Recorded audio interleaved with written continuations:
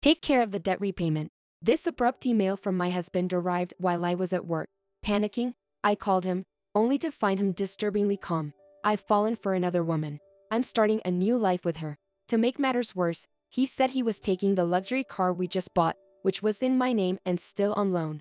Ignoring my pleas to stop, he hung up, and that was the last I heard from him. And so, leaving behind a substantial debt, my husband disappeared with his mistress. I, Sarah, 35, with a 10-year-old son, Luke, never imagined such cruelty could befall us. Confused about what to do next, my mind went blank. I was a family of 3 with my same-age husband, Alex, and our son. Luke was a curious child, always reading papers on the computer and asking for my farts. I often marveled at his intelligence, though his questions sometimes baffled me. Meanwhile, Alex struggled to keep a job. Concerned about her future, I worked full-time, but recently, he had finally settled in a job for 3 years, securing a stable income. Lately, he suggested making memories as a family, so we splurged on a $50,000 RV. However, due to credit issues in Alex's name, I took out the loan. The RV's delivery day was supposed to be joyous, but it turned nightmarish. Enjoy the brand new RV. Since it's in your name, you handle the loan payments. Read the shocking email from Alex at work.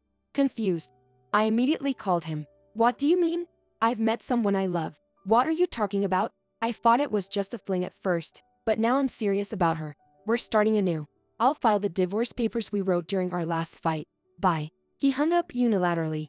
Realizing his betrayal for the first time, I felt as if I'd been hit in the head with a hammer. After that, no matter how many times I called, he never answered. Is this really happening? Returning home from work, I opened the drawer where the divorce papers were kept, only to find it empty. I was left with a debt of $50,000 for the RV.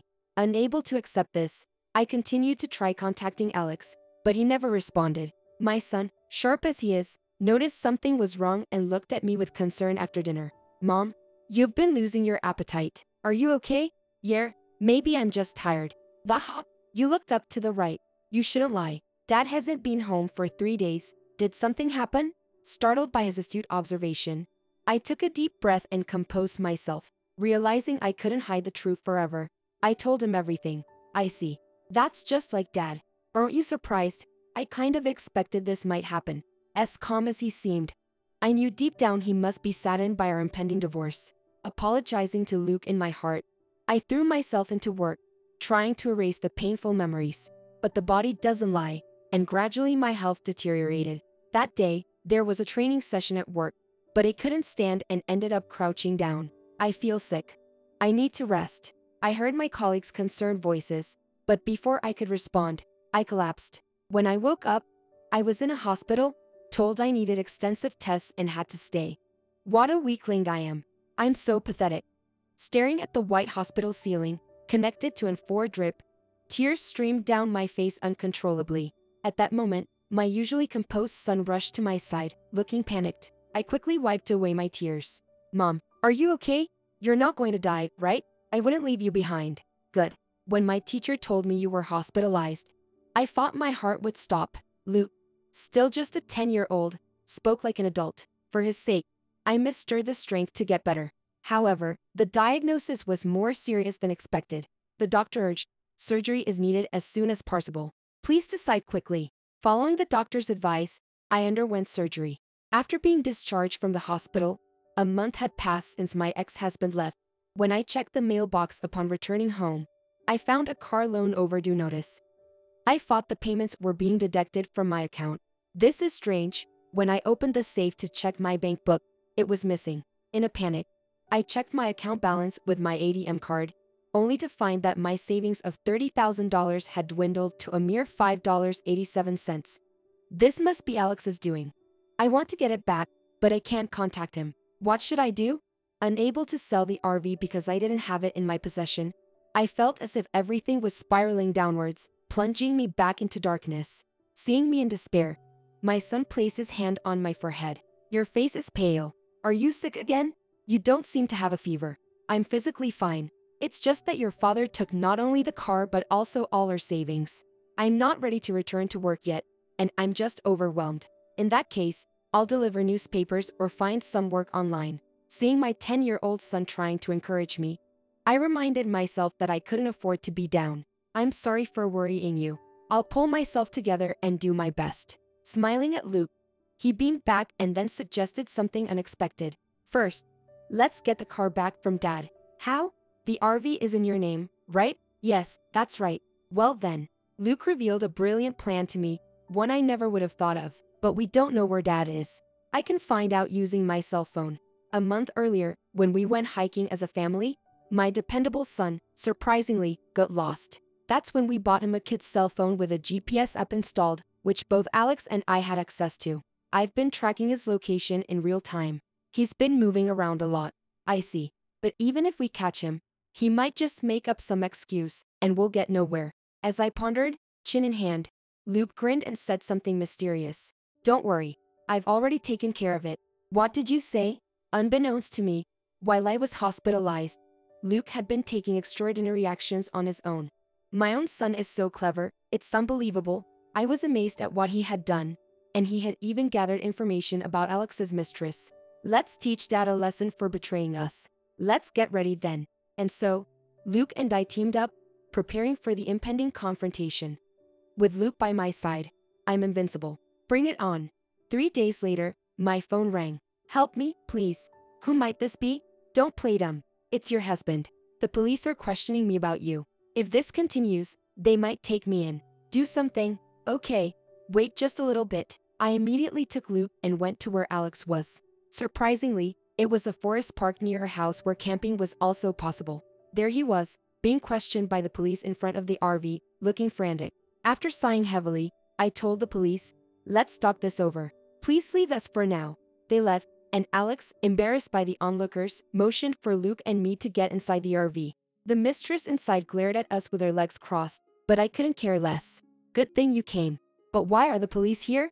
I filed a missing vehicle report because the RV disappeared. What? Why did you do that? It's a vehicle under my name, stolen.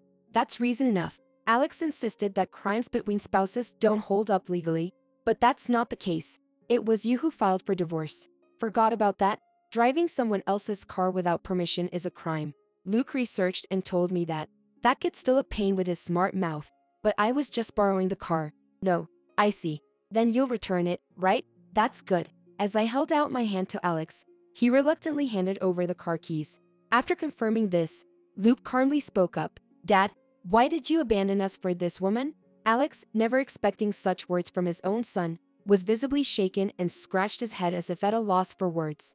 The mistress, replacing Alex's silence, spoke with an inappropriate smile. It's because I'm more attractive than your mother. He's so smitten with me that he's willing to abandon his family. I wasn't asking you, Dad, you answer. Startled by my son's firm tone, the mistress fell silent, but Alex refused to speak. If you don't tell the truth, I'll have the police catch you. Please? No, I'll talk. Maya, the mistress, had joined his company as a new employee 3 months ago. The two felt an attraction and became intimately involved after newcomers' welcome party. Shortly after, Maya became pregnant, leading Alex to decide on a new life with her, leaving us behind. Why did you take the RV? I quit my job and was planning to sell it for money. But it seems like you've been driving it around a lot, haven't you? I was reluctant to sell it immediately, so I took it for a little trip. Wait, how do you know all this? Forgot that we installed a GPS app on your phone after Luke got lost. Thanks to that, I knew exactly where you were. Unbeknownst to Alex, Luke had faked getting lost on our hiking trip just to get a cell phone. His foresight left me in awe. I suspected something was off about Dad. So I planned this. You're a terrifying kid. I'll never become an adult who betrays loved ones so easily like you, Dad. Contrasting the speechless Alex, I felt empowered by my son's maturity beyond his 10 years. I couldn't afford to lose either. Return the $30,000 you took from my account. Now, that's our joint property, isn't it? That money was from my savings before we got married. There's hardly any joint property because of your unstable job history. Learning that the $30,000 was already spent on their lavish lifestyle, I was dumbfounded. I felt relieved to be divorcing him. Well, now you're not just a car thief, but a money thief too. That's going to make your crime much worse. What? You told the police to leave, right? I only said we would talk. I never planned to withdraw the report. I'll add the theft of my money to it too. I can call them back with just a button press. Shall I do it? As we spoke, Maya, the mistress, tried to sneak out of the RV. She let out a loud scream as she saw her furious parents standing outside the RV door, ready to explode. Her parents gave her a severe scolding as she backed away. "Why are you so angry? But why are mom and dad here? I called your aunt's parents." "How did you do that?" "While I was hospitalized." Luke visited Alex's company, tearfully saying, "Dad left home with a woman we don't know. Mom has collapsed." Moved by his seemingly weak and sad demeanor, Alex's colleagues suspected Maya, who had resigned with Alex, and gave Luke her parents' address. Alex and Maya were not shy about displaying their affection at work, often seen cuddling like a couple, even at a welcoming party for new employees, as captured in photographs. "I heard Auntie still lived with her parents, so I took the pictures there, and her parents came out. That's when I told them everything. Then I called Maya's parents and asked them to wait nearby." "What the? That's our line. Your belly is quite noticeable, Maya. When is the baby due?" "In 3 months." "Wait, that doesn't add up. Didn't you two meet just 3 months ago? Then it's impossible for the baby to be due already." Unaware of such a fact, Alex stared at Maya, eyes wide. "What do you mean? Don't you get it? It takes about 9 months from conception to birth. So, that baby isn't yours, silly?" "What? Maya, you tricked me?" Almost got away with it. Your inability to see through lies makes you the fool. How dare you? You've ruined my life." Alex and Maya started a heated argument, which was ignored as the police were called again. As night fell, the red lights of the police vehicles brightly illuminated the area. "It's my fault. I won't cheat again and will work hard. Please spare me from the police. A lazy person like you can't change that easily." "Luke's right. I can't trust you. Reflect on your actions with the police. If I'm charged, I can't repay the money. Is that okay? First, make amends, then slowly repay. Don't worry. I've already found a place for you to work.